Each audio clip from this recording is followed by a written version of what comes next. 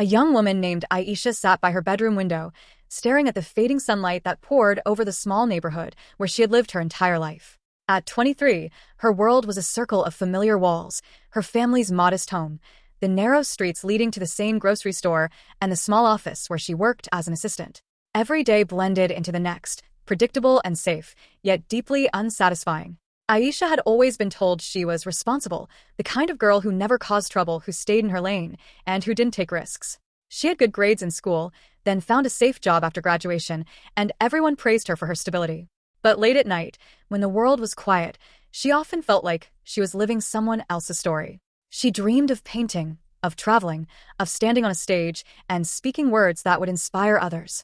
Yet each time her heart whispered a new possibility, her mind silenced it with the same voice. It's too risky. What if you fail? What will people say? Stay where it's safe. Her comfort zone was warm, but suffocating. One rainy afternoon, Aisha scrolled through her phone, idly checking updates she didn't care about. Then, an advertisement appeared for a youth empowerment workshop. It was a weekend seminar about leadership, creativity, and breaking self-imposed limits. Her heart leapt. This sounded like something meant for her. But as quickly as the excitement came, doubt replaced it. Workshops are for confident people. What if they ask me to speak? I'll embarrass myself. Better not. She closed the ad. But that night, she couldn't sleep. The words breaking self-imposed limits echoed in her head. She thought of her unchanging life, the same bus route, the same office desk, the same polite smiles. She thought of how each year was slipping away and nothing was changing. The next morning, almost against her will, she clicked the registration button. When Aisha arrived at the seminar, her hands trembled. The room was filled with young men and women who looked confident, stylish, and outspoken. She felt invisible in her simple clothes and shy demeanor. The facilitator, a woman named Zara, stood on stage and said something that pierced Aisha's heart. Your comfort zone is not your friend. It is your silent prison. It convinces you that you are safe, but what it really does is keep you from living. Fear is the lock, and courage is the key. Aisha's chest tightened. It was as if Zara had spoken directly to her. Throughout the day, Aisha listened to stories of people who had dared to take risks, quitting jobs, starting businesses, learning new skills, traveling alone. Each story filled her with both admiration and a strange ache, as if her soul was asking, why not you? Then came the activity that made her sweat. Everyone had to stand and introduce themselves, not just with their name, but with a dream they secretly carried. Her turn came. Her voice trembled. I'm Aisha, and I want to be an artist. But I've never shown my art to anyone. There was silence and then applause. Zara smiled warmly and said, That's the beginning of courage, Aisha. You've already broken one wall by saying it aloud. Something shifted inside her.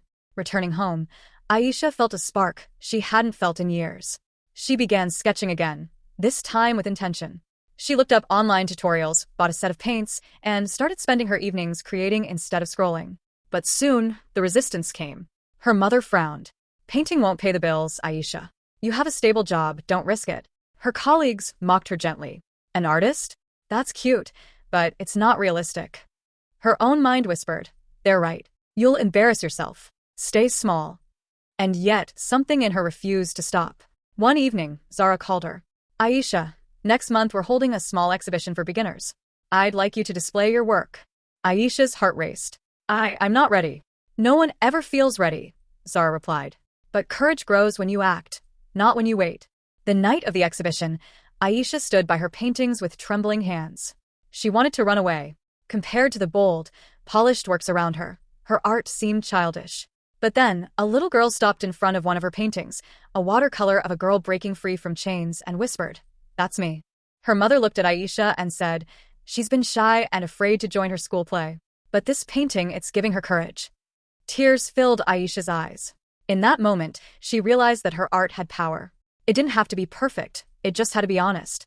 That night, she went home with a heart on fire. From that day, Aisha made a decision.